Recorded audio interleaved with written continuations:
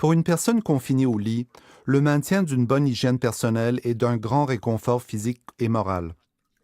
La toilette est aussi une bonne occasion de discuter. Le choix du moment est important. La toilette fatigue une personne qui a peu d'énergie. Choisissez donc le moment pour qu'elle puisse se reposer ensuite, avant de participer aux activités qu'elle aime. Si les mouvements provoquent de l'inconfort ou des douleurs, proposez-lui de prendre un analgésique juste avant, mais vérifiez bien le type et la dose avec le prestataire de soins. Rassemblez le nécessaire, c'est-à-dire une chemise de nuit ou des vêtements propres, une cuvette d'eau chaude, un savon doux pour la peau, des débarbouillettes et des serviettes, une lotion sans alcool.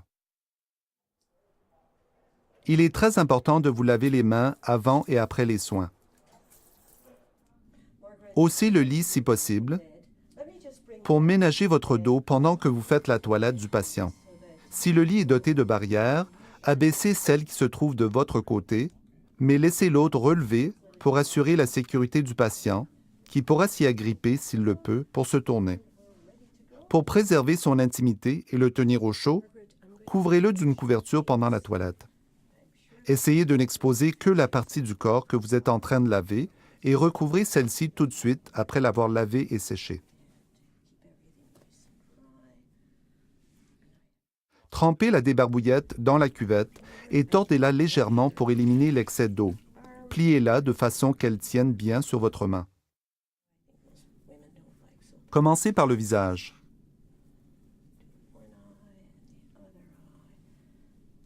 L'autonomie importe beaucoup pour la dignité de la personne que vous aidez. Si elle en est capable, laissez-la se laver le visage en lui recommandant d'utiliser une partie différente de la débarbouillette pour chaque œil.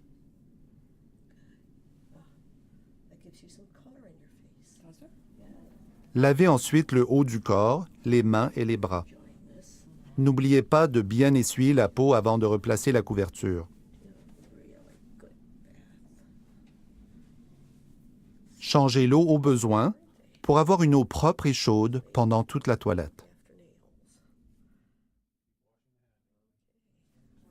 Après les jambes et les pieds, aidez la personne à se tourner de côté pour lui laver le dos. Utilisez une serviette pour protéger la literie. Vérifiez si la peau présente des signes d'irritation, des plaies ou des lésions cutanées. Si vous constatez un changement dans l'état de la peau, dites-le au prestataire de soins. Lavez les parties génitales en dernier, pendant que la personne est tournée. Lavez l'avant et l'arrière.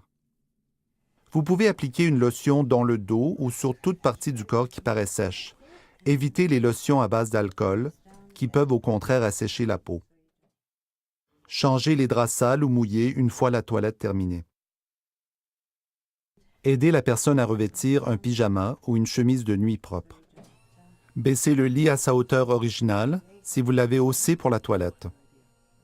Pour finir, lavez-vous les mains. Notez que si la maladie progresse, vous devrez peut-être demander l'aide d'une autre personne pour la toilette.